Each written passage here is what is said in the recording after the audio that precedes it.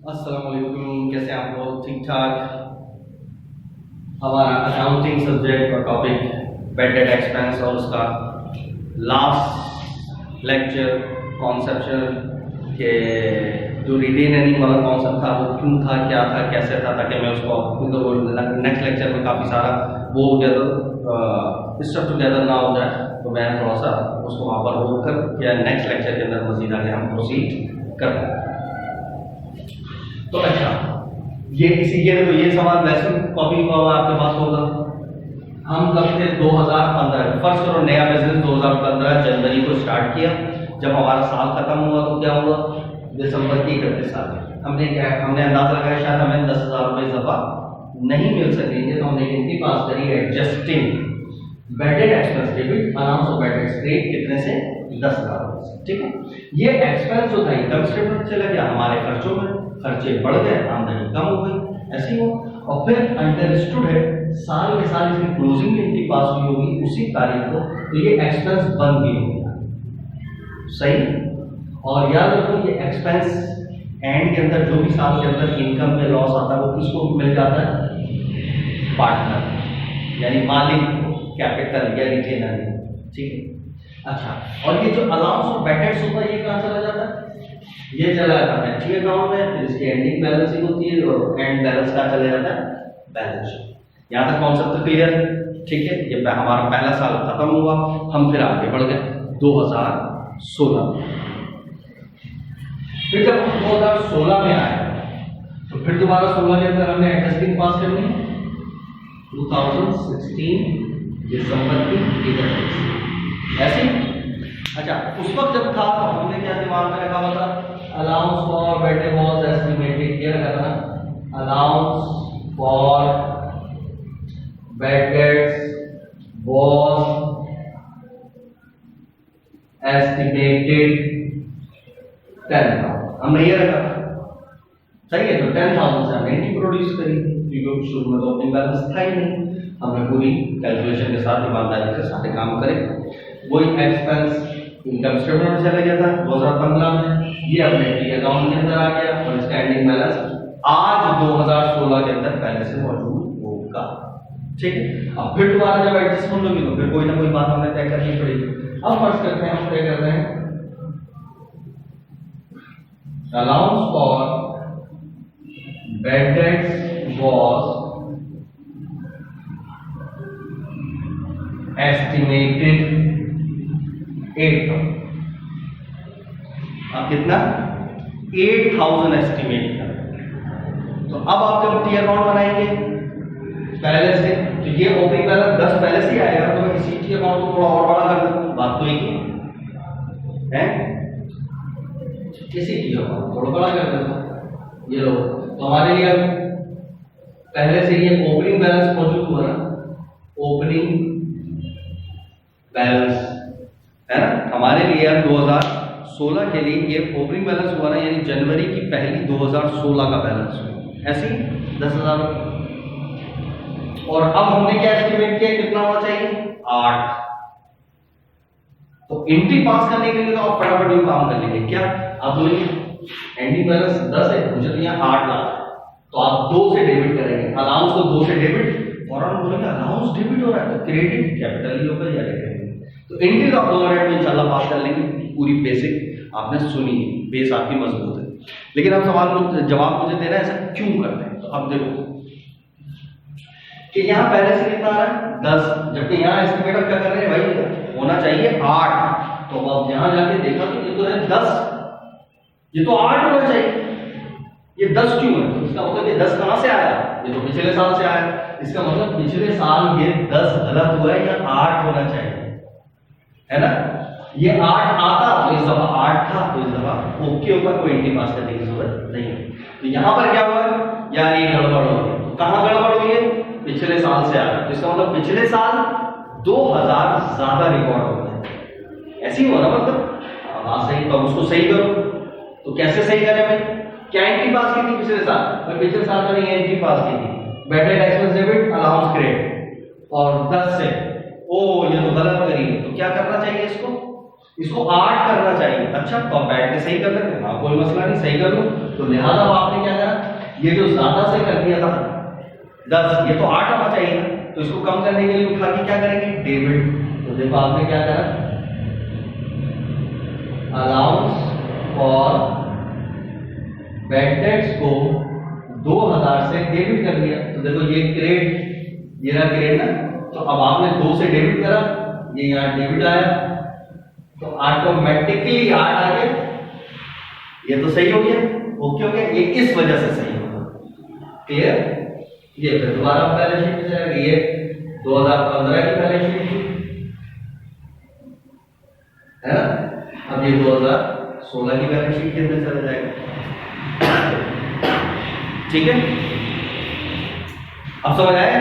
ये एंट्री तो आपको पहले भी आती थी, लेकिन अब कॉन्सेप्ट समझो। अब उसको सही करने जा रहे थे, ये कौन तो सही हो गया क्योंकि ये ओपन था। अब जरा अलाउंस कर, ये तो भाई ये अकाउंट याद है, मैंने आपको बहुत डिटेल के अंदर बताया था शुरू के लेक्चर में। बैड डेट्स, एक्सपेंस, ये एक्सपेंस, ये वाला जो एक्सपेंस था ये यहाँ आया डेबिट में, और फिर ये क्लोजिंग हुई, ये आया क्रेडिट में उसी साल, और ये डबल लाइन से क्या हो गया, क्लोज, खत्म।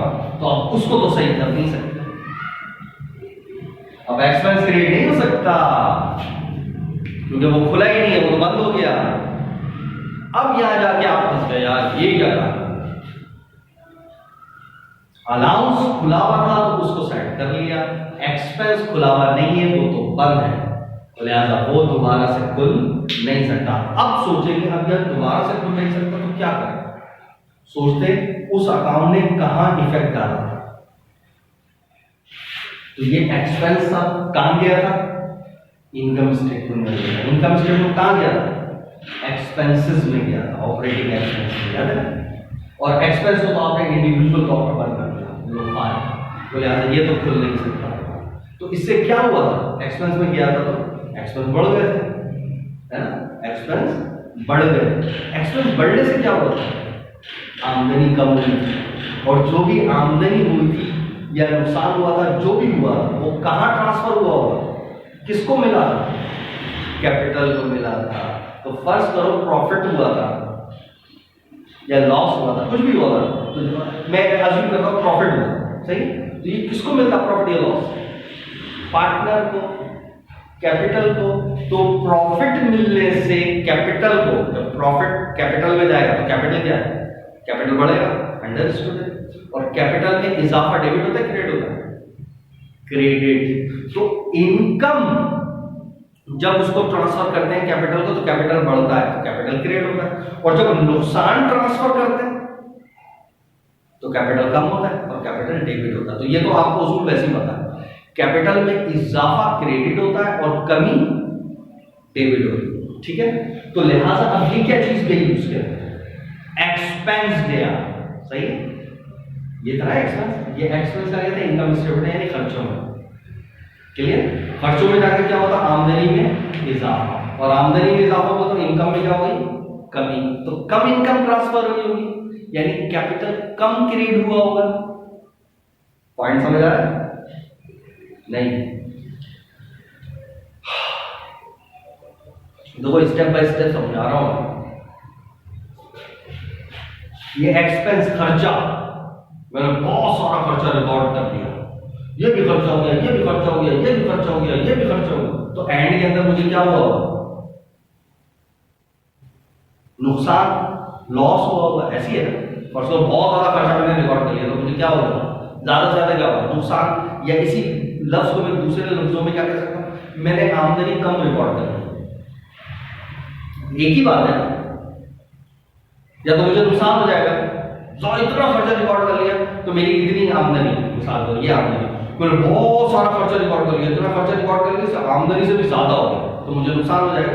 और बहुत सारा खर्चा रिकॉर्ड किया तब भी मेरी आमदनी ज्यादा है, तब भी मुझे क्या हुआ होगा, आमदनी कम होगा, सही। तो देखो उसूली मतलब समझने की कोशिश करो। मैंने खर्चा 10 रिकॉर्ड कर लिया, मुझे 10 नहीं रिकॉर्ड करना चाहिए था, मुझे तो 8 रिकॉर्ड करना चाहिए था। कितना रिकॉर्ड करना चाहिए था, 8। मैंने क्या रिकॉर्ड कर लिया, 10, यानी खर्चा ज्यादा रिकॉर्ड कर लिया। जब खर्चे ज्यादा रिकॉर्ड कर लिए होंगे तो मैंने पिछले साल आमदनी मेरी कम हो गई होगी इस खर्चे की वजह से, है ना। मैंने खर्चा ज्यादा रिकॉर्ड कर लिया, जब खर्चा ज्यादा रिकॉर्ड करा तो मैंने पिछले साल आमदनी कम हो गई होगी इसकी वजह से, और कमी आमदनी कैपिटल में गई होगी, ऐसी है ना, ये बात समझ, ठीक है। मैंने खर्चा यहां 10 रिकॉर्ड किया, जबकि बाद में पता चला मुझे तो खर्चा कितना रिकॉर्ड करना चाहिए था 8, मैंने खर्चा कितना रिकॉर्ड किया है 10।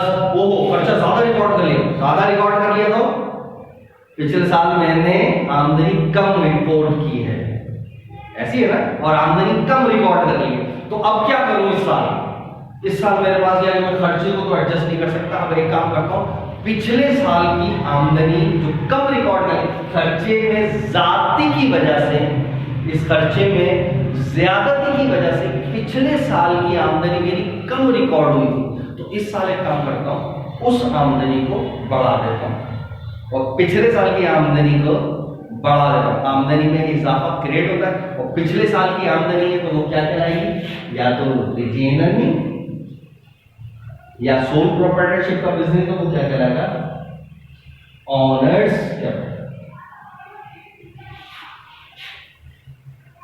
अब समझ आया ये लफ्ज ऑनर या ये क्यों आता है, या रिटेन अर्निंग क्यों आता है, ठीक है। तो ये पूरी डिटेल में मैंने ये सारी कहानी बता दी।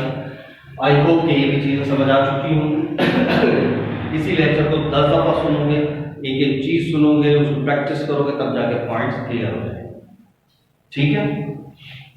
तो लिहाजा हमें फिर दोबारा कॉन्सेप्ट क्या है कि हमने पिछले साल 10 रिकॉर्ड कर दिया था और इस साल पता चला वो तो 8 होना चाहिए। अगर 8 होना चाहिए तो उसका पहले से बैलेंस देखा तो ये कितना आ रहा है 10, तो इसका मतलब ये तो 8 होना चाहिए। इसका मतलब पिछले साल हमने ज्यादा रिकॉर्ड कर दिया, तो पिछले साल ये रिकॉर्ड किया, इसको सही करो, तो ये 10 है, तो इसको तो सही कर लिया क्योंकि ये खुला हुआ है, इसको सही नहीं कर सकते क्योंकि ये बंद हो चुका है। तो फिर इसकी वजह से फर्क क्या हुआ, खर्चे बढ़ गए थे, और खर्चे बढ़ने से पिछले साल की आमदनी कम रिकॉर्ड हो गई, सही है। तो इस साल पिछले साल की आमदनी को बढ़ा देते हैं। पिछले साल की आमदनी क्या कहलाती है, वो भी सब कुछ ट्रांसफर होकर किसको चली जाती है, खत्म होने के बाद कैपिटल में या रिटेल में। तो पिछले साल की आमदनी को बढ़ा दें, पिछले साल की आमदनी या तो कैपिटल की रही है, रिटेल में नहीं, पिछले साल की आमदनी को मुनाफा, आमदनी में मुनाफा क्रिएट होता है तो रिटेल में नहीं है, ऑनर्स कैपिटल, इस वजह से। तो ये बैड डेट्स आपका बेसिक उसूल क्लियर हुआ कि अच्छा बैड डेट्स के अंदर ये कहानी होती है। अब वो फर्स्ट ईयर हो, सेकंड ईयर हो, बीकॉम पार्ट हो या फाइनल, बीकॉम फाइनल के एडवांस का कुछ भी, बैड डेट्स का कॉन्सेप्ट हमारा कंप्लीट हो गया। जो नेटिविटी देखो एक बेसिक जनरलिटी हमने सीख ली, एडजस्टिंग हमने सीखी, एक्सपेंस, प्रीपेड, पेपल, इसी तरह अनअर्न्ड, इनकम, रिसीवेबल, इनकी एक बेसिक सीख ली। फिर एक रहेगा बैड डेट्स, उसकी भी हो गई। एक सिंपल सी, उसके अंदर कोई कहानी नहीं आती, इसके अंदर ये तो हो गया, इसको बता दूं।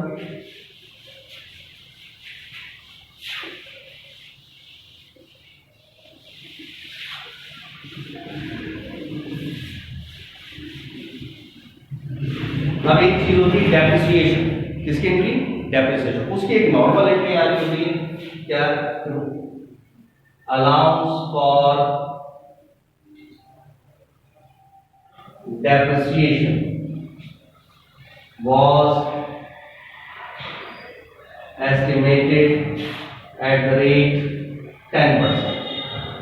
अब यहां जो ये डेप्रिसिएशन का जिक्र आ रहा है, ये जो डेप्रिसिएशन, तो डेप्रिसिएशन की भी नॉर्मल वही बैड डेट्स वाली कहानी होती है, उसकी भी ये इनकी बात, वहां बैड डेट्स का लफ्ज होता है या डेप्रिसिएशन। डेप्रिसिएशन का बेसिकली मतलब क्या होता है, देखो ये बाकायदा सेकंड ईयर के अंदर तो एक पूरा अलग टॉपिक ही डेप्रिसिएशन, ठीक है। इसी तरीके से बीकॉम पार्ट 1 के अंदर भी एक टॉपिक आता है डेप्रिसिएशन। बेसिक दोनों ही सेम है, पर थोड़ी सी और ज्यादा चीजें आ जाती हैं बीकॉम पार्ट 1 के अंदर, यानी एक एंट्री और ज्यादा समझ आती है एक्स्ट्रा ऑर्डिनरी रिपेयर वाली, जो नॉर्मली इसके अंदर नहीं आती सेकंड ईयर, मतलब बेसिक तकरीबन 100% सेम। लेकिन फर्स्ट ईयर में उसकी कैलकुलेशन वगैरह कुछ भी नहीं, एक जस्ट एंट्री, तो इसके अंदर कोई कहानी नहीं है, सिंपल एक एंट्री प्रोड्यूस करनी है, कौन सी, डेप्रिसिएशन, एक्सपेंस डेबिट और allowance for depreciation credit. First करोगे 10% क्या है, अब ये डेप्रिसिएशन जो भी होता है वो तमाम फिक्स एसेट्स के ऊपर होता है। फर्स्ट करोगे क्या है, डेप्रिसिएशन 10% ऑन मशीन, सही है। तो हमें सवाल में देखना पड़ेगा 10% मशीन का ना, तो मशीन की कितनी वैल्यू है। अब वो सवाल के अंदर ट्रायल बैलेंस वगैरह मौजूद होगा। अब आपने ट्रायल बैलेंस के अंदर मशीन की वैल्यू देखी, मशीन की वैल्यू फर्स्ट करो कितनी है, 1 लाख, सही, वो फिक्स एसेट। तो आपने क्या करा, मशीन का इसी का आपने क्या करा, 10% निकाला, कितना है 10,000। बस इसी 10,000 से एंट्री पास हो, इसी 10,000 से एंट्री पास हो जाएगी। तो कितना हो गया, 10,000 यहाँ पर भी आ गया, 10,000 यहाँ पर तो आएगा, सवाल तक। बस और कोई कहानी इसके अंदर, इसमें कोई रेज इंक्रीज फलाना ढिमाका ऐसी कोई कहानी नहीं होती, ये जेनेरिक उसूल है, ठीक है। तो जब भी डेप्रिसिएशन का जिक्र आएगा, आपने एक एंट्री प्रोड्यूस करनी, depreciation expense debit allowance for depreciation credit, और जो सवाल के अंदर कह रहा है उतने ही रुपए से एंट्री पास कर देंगे। इसमें कह रहा है 10% एस्टिमेट, तो वो 10% एस्टिमेट का मतलब यही होता है, ये फॉर द ईयर की बात चल रही है, करंट ईयर की बात चल रही है, इसके अंदर वो बेड टैक्स वाला कॉन्सेप्ट में घुसेड़ दें। तो जब भी डेप्रिसिएशन की बात हो रही होती है, वो नॉर्मल डेप्रिसिएशन से मुराद होती है इसी साल, अब जो करंट ईयर का डेप्रिसिएशन उसकी बात हो रही है। जो पहले से रिकॉर्डेड चलता आ रहा है वो पिछले सालों का है, उसका अब इस साल से कोई ताल्लुक नहीं है। ये बात अंडरस्टूड होगी डेप्रिसिएशन के लिए, बेड टैक्स वाले कॉन्सेप्ट इसके अंदर डालने की जरूरत नहीं है। उसके अंदर बहुत सारी कहानी है, अलाउंस ऑफ डेप्रिसिएशन के अंदर कुछ भी नहीं है। डेप्रिसिएशन की बात जब भी आएगी वो स्ट्रेट अवे चल रहा होता है कि इस साल का खर्चा इस साल हो गया, नेक्स्ट ईयर वो, हाँ कोई झटका होगा तो वो फिर क्लियरली मेंशन होगा, इंक्लूडिंग प्रीवियस और फलाना और दिमागा, फिर वो सारी कहानी लिख के देगा। अंडरस्टूड होगा कि ये सिर्फ जो भी बात चल रही है वो इसी है। तो आप इसी जो भी अमाउंट आया उसकी कॉस्ट के ऊपर 10% जो भी आ रहा था उससे एंट्री पास करिए। एक्सपेंस आपका अंडरस्टूड कहा जा रहा होगा इनकम स्टेटमेंट में, और ये कहा जा रहा होगा वही अपने टी अकाउंट के अंदर, किसके, अलाउंस फॉर डेप्रिसिएशन के टी अकाउंट में जा रहा होगा। अब अगर यहाँ पर पहले से कोई बैलेंस मौजूद नहीं है तो यही 10,000 आ गया, और यही 10,000 कहाँ चला गया, बैलेंस शीट में 21। और अगर अलाउंस फॉर डेप्रिसिएशन का पहले से कुछ बैलेंस मौजूद है, मिसाल के तौर पर 1,000, 10,000, 20,000, 30,000, कुछ भी डेबिट में हो ही नहीं सकता हिस्सा, सही। डेबिट में ये हो सकता है कि फर्स्ट करो 1,000 मौजूद है या 10,000 ही मौजूद है या 11,000, ये केस बनाए जा सकते हैं ना, तो कोई टेंशन की जरूरत नहीं है। आपने यही 10,000 यहां पर भी आया, यही 10,000 यहां पर भी आया, यही 10,000 यहां पर भी आया,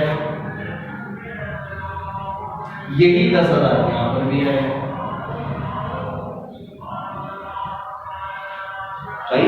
तो डेप्रिसिएशन के अंदर कोई टेंशन लेने की जरूरत नहीं है, जो पहले से पड़े रहे तो पिछले सालों का है, ठीक है। यानी इतना हमारा जो फिक्स एसेट है इस्तेमाल हो गया तो पिछले सालों का, उससे कोई लेना देनी।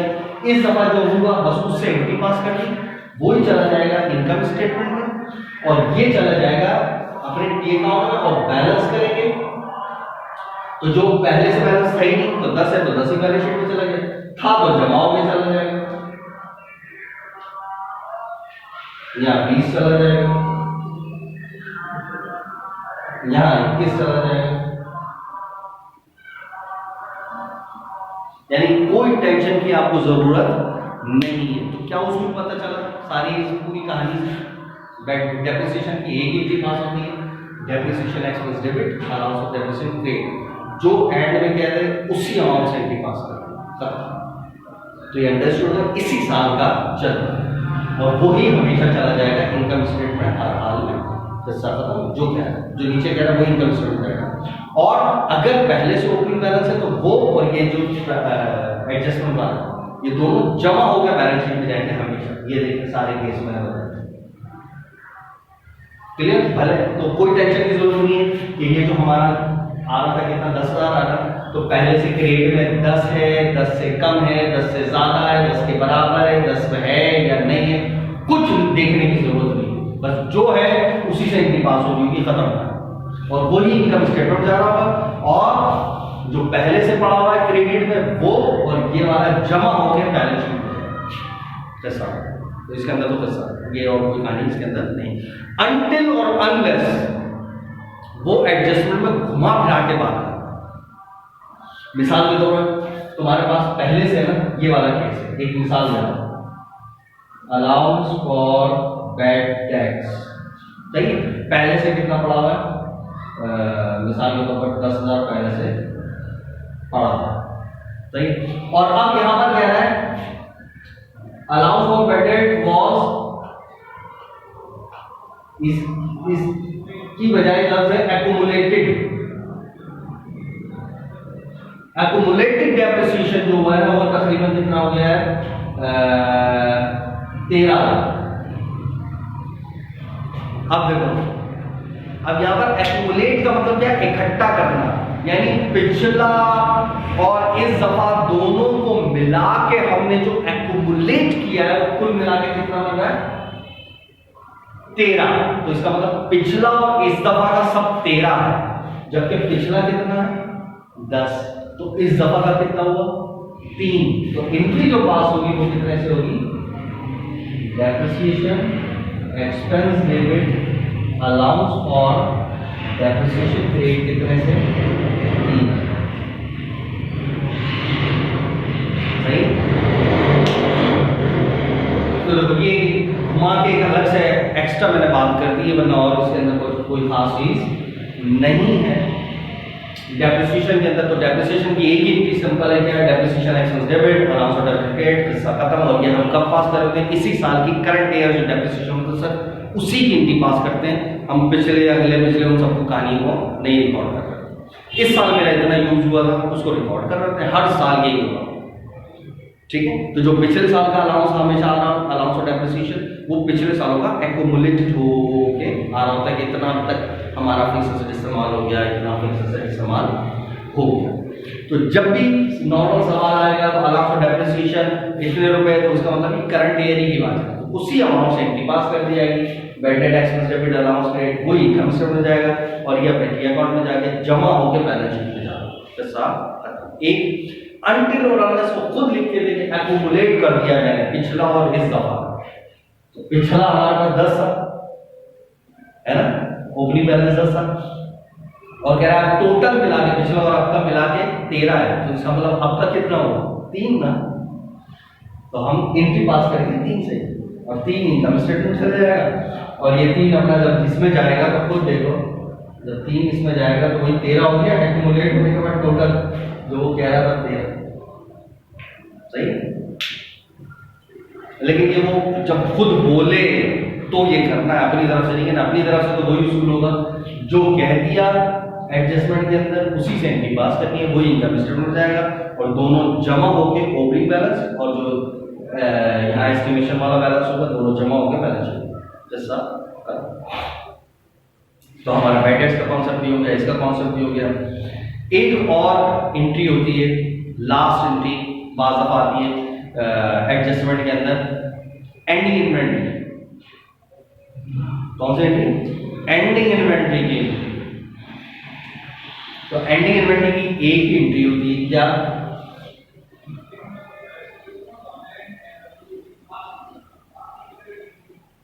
मर्चेंडाइज इन्वेंट्री डेबिट और इनकम समरी क्रेडिट, बस ये जितने रुपए से बोले बस उतने से यही आपने एडजस्टिंग एंट्री पास कर, सही है।